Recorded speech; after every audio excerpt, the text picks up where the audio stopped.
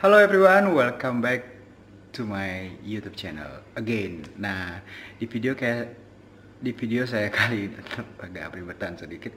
Di video saya kali ini saya akan membahas tentang seperti yang Anda lihat. Mungkin Anda bertanya kenapa saya pakai perban, dan banyak juga yang bertanya saya secara langsung, Kak, kenapa matanya? Banyak teman, banyak saudara, banyak ya kerabat yang lama belum berjumpa, dia bertanya kenapa mata saya, dan banyak juga yang DM di Instagram, kenapa matanya, kenapa operasi, kenapa bla bla bla bla. Nah, di sini saya jelasin bahwa saya mengalami ablasio retina. Apa itu ablasio retina? Jadi retina saya itu sobek atau lepas. Nah, itu mengakibatkan saya harus dioperasi saat itu. Awal mula saya kena ablasio retina itu sekitar bulan Februari akhir. Nah, jadi begini ceritanya. Ablasio retina itu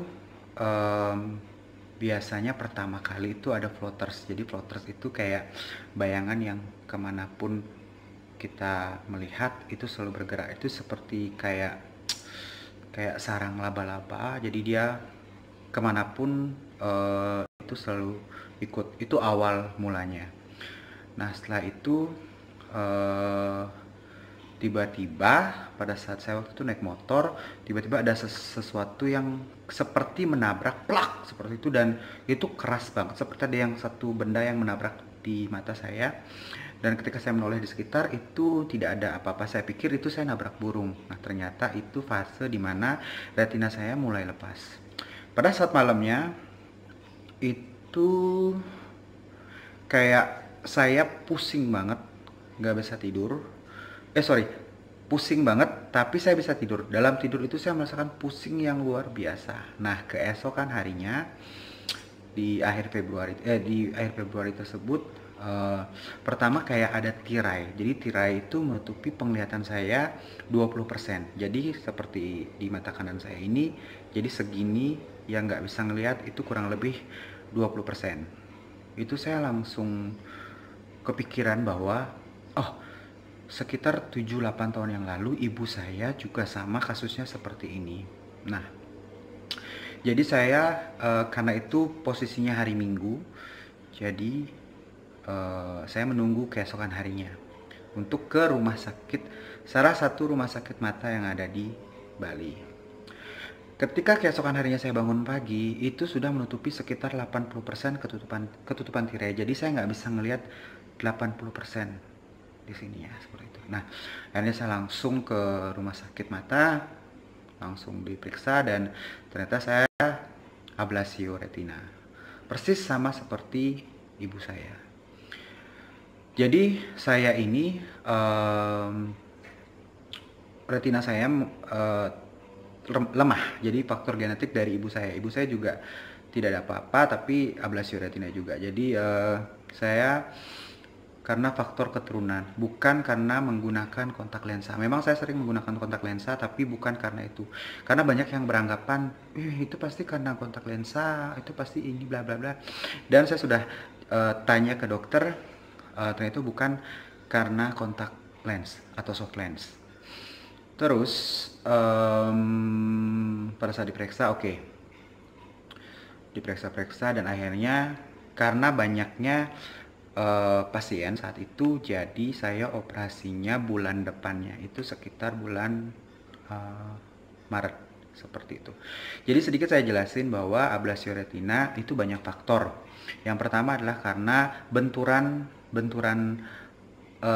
kepala kita terbentur terlalu keras, itu mengakibatkan retina kita sobek. Terus karena mungkin bersin terlalu yang kayak gitu, itu juga bisa mengakibatkan retina kita lepas. Terus sebenarnya banyak faktor, cuman yang angkat berat juga bisa salah satu faktor menyebabkan ablasio retina. Oke, singkat kata, saya operasi di bulan Maret saat itu di salah satu rumah sakit Bali Mandara, yang menangani juga salah satu dokter. Terus waktu itu saya tidak terlalu shock atau tidak terlalu panik karena memang ibu saya dulu seperti itu dan saya yang mengantarkan dari awal sampai akhir. Jadi saya juga sering waktu itu juga sedikit tahu tentang apa itu ablasi retina. Jadi saya operasi itu bulan Maret, di pertengahan Maret kalau nggak salah sih sekitar tanggal 16 saya operasi. Jadi H-1 saya sudah masuk ke rumah sakit untuk istirahat. Jadi yang pertama, jadi sebelum operasi tersebut, nah jadi saya jelasin sedikit persyaratan sebelum operasi. Yang pertama adalah cek lab, cek darah. Waktu itu saya cek darah. Setelah cek darah ke dokter anestesi, jadi dicek waktu itu kayak tekanan darah, terus jadi kita jantung juga dicek waktu itu, di sini dicek, pokoknya di dokter anestesi itu sudah lolos dan akhirnya setelah seleksi itu jadi bisa dilanjutkan tindakan operasi seperti itu. Terus pada saat sampai rumah sakit dicek lagi sama dokter anestesi, mungkin dari suhu badan atau apa gitu, kayak gitu modelnya, dan akhirnya malamnya saya dikasih obat saat itu di rumah sakit itu.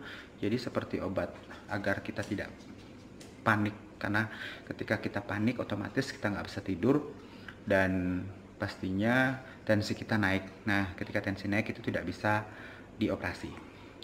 Jadi pada saat itu dokter anestesi menyarankan untuk saya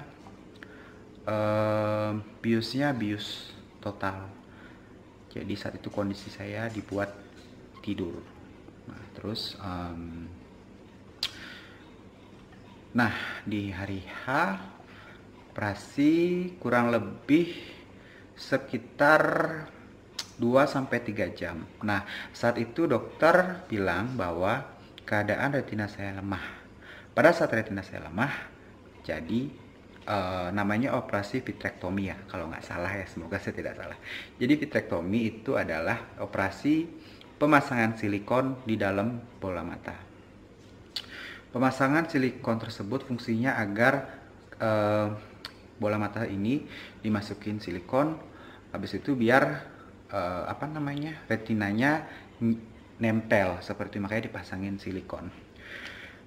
Ketika itu dokter memilih untuk saya dipasangin buckle atau ring mata. Jadi di bola mata kita itu dipasang ring mata, jadi dia kayak model di seperti itu agar retina saya mau nempel seperti itu. Oke.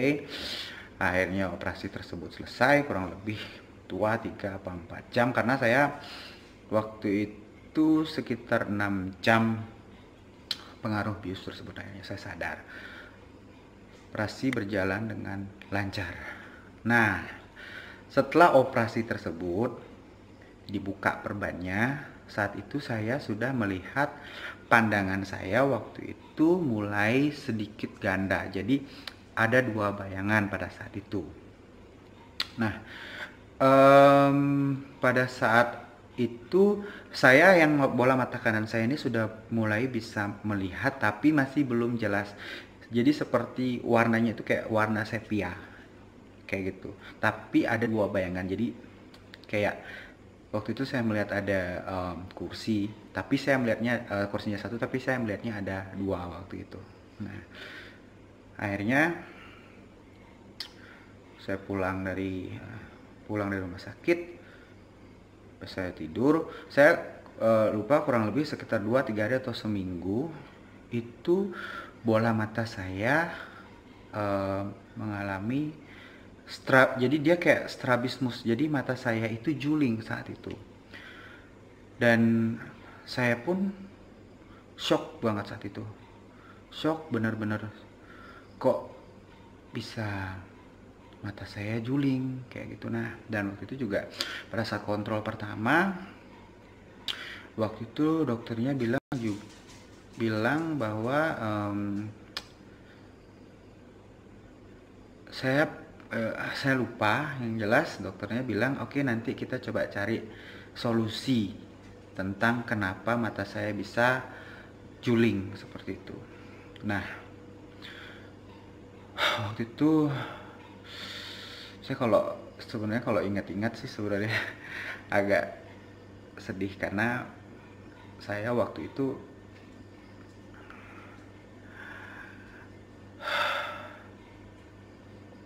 saya nggak terima bahwa keadaan mata saya juling. Kenapa setelah operasi bukannya membaik, malah menambah apa ya, kayak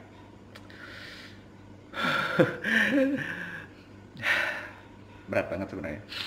Jadi saya nggak ngerti kenapa saat itu setelah saya operasi kenapa saya bisa juling.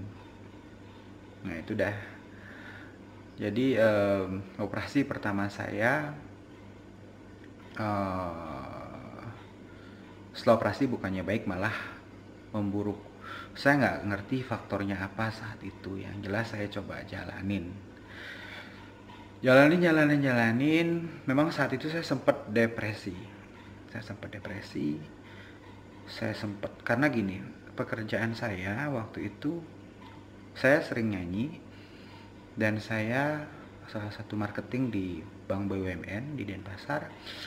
Karena menurut saya penampilan saya itu adalah pekerjaan saya itu menuntut, jadi kayak pekerjaan saya itu penampilan adalah hal yang paling utama. Apalagi kalau semisal juling, itu sudah benar-benar yang berat banget rasanya untuk saya. Nanti saya akan cerita. Jadi saya sempat depresi selama 3 bulan, dan saya sempat berusaha mengakhiri hidup saya 2 kali percobaan waktu itu. Dan mungkin Tuhan berkehendak lain ya, artinya saya masih diizinkan untuk hidup. Jadi saya bersyukur banget saat itu saya masih diberikan kesempatan untuk hidup. Oke, yang itu nanti saya cerita. Singkat kata, saya operasi kembali itu pada bulan Desember. Operasi kedua saya di rumah sakit yang sama, salah satu rumah sakit mata Bali Mandara.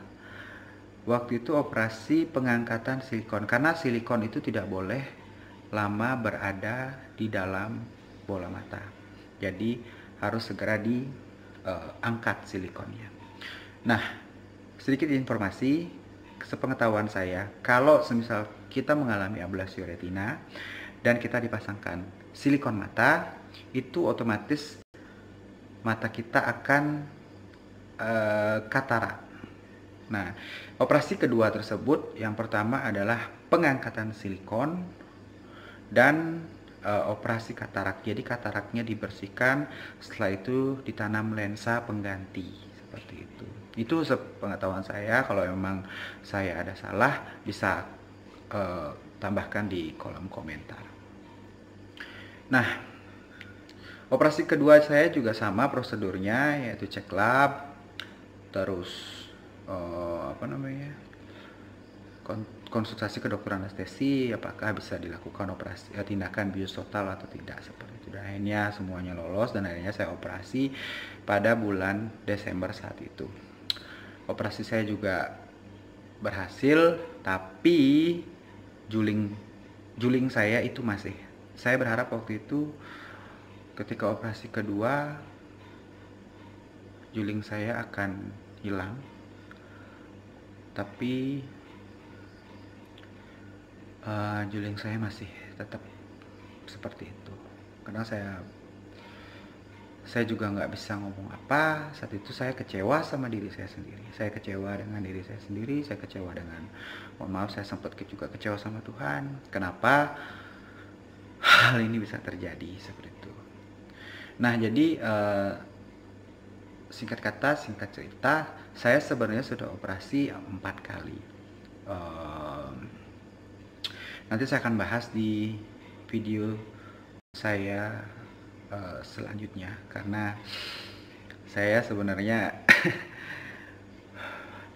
apa ya,